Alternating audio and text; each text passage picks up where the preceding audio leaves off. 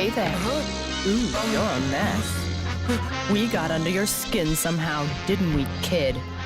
He's no fun anymore. What do you say we just kill him? Sure. Hey guys, it's your boy Pooh, and today I wanted to make a quick note on the future androids in Trunks' alternate timeline. So, for those of you who watched my recent question and answers video, a user named Ramses057Y8H asked me a good question pertaining to the future androids, and I completely fucked it up. That's bound to happen since I don't script those videos. I kind of talk off the cuff.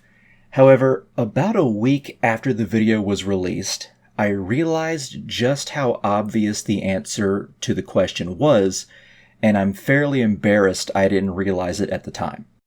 The question that was asked was very simple. How come the future androids were so evil compared to the main timeline androids? And to be fair to myself in the Q&A, I said I don't know. We can't really be sure of the reason. We can only be sure that they are more evil. Which is correct. The true cause of their cruelty compared to the main timeline is never stated, but we do know that they are more cruel. So anything past that is pretty much speculation.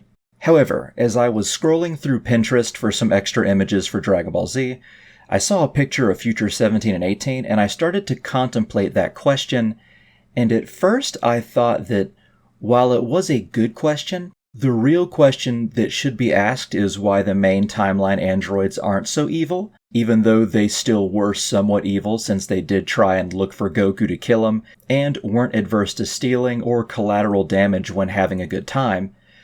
But then I realized I was being doubly stupid. That was not a better question.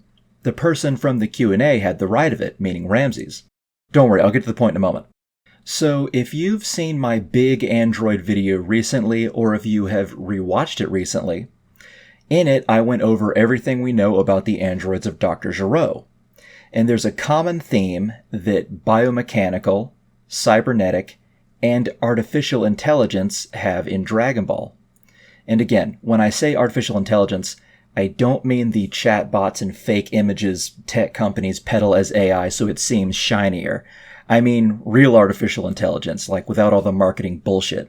And what they all have in common, meaning biomechanical life, cyborgs, and fully mechanical androids, is that they all need a goal, or a prime directive, or a purpose. Cell, Androids 16, 17, 18, and 19, Major Metallotron, and arguably Android 8 all needed something to focus on and do, so they needed a purpose to exist. Like I mentioned in the big video, we as natural organic beings do have goals that help us go through life, but we can also just veg or even do things antithetical to our main goals and not even realize it. Androids, whether they are biomechanical, fully mechanical, or cybernetic, need a prime directive at the forefront of their mind. And if that android happens to be made by Dr. Gero, what is the primary goal? That's right, to kill Goku. And who would like to tell me what exactly is missing from Trunks' timeline? Exactly. Goku died 6 months before the androids were released, and in the main timeline, even though androids 17 and 18 did kill Dr. Gero like in future Trunks' timeline, they still needed a purpose, and so they went after Goku anyway, because it was something that was required. They needed a purpose to continue their life and to not go haywire, even though the purpose was made by Dr. Gero and they hated him and killed him. However, in Trunks' timeline, let's go through the scenario. If they found out Goku was dead, they would then have no purpose, and it would likely corrupt their system or have them malfunction to a certain extent, or they would have to make their own, more nihilistic goal. Androids 17 and 18 were already somewhat obsessed with entertainment and fun. Imagine they found out their primary purpose for existence is gone, and they killed their creator so they could not be reprogrammed for a new one. They then realize their life has no meaning, and decide to make the Earth their playground, with no parameters to hold them in check, and 9 miles, or kilometers in the manga, southwest of South City, they attack. The Z fighters try to stop them, and that is the beginning of the end. So there it is. They had no prime directive and essentially went haywire. That is the best explanation we likely have, as it already lines up perfectly with what we know of the series.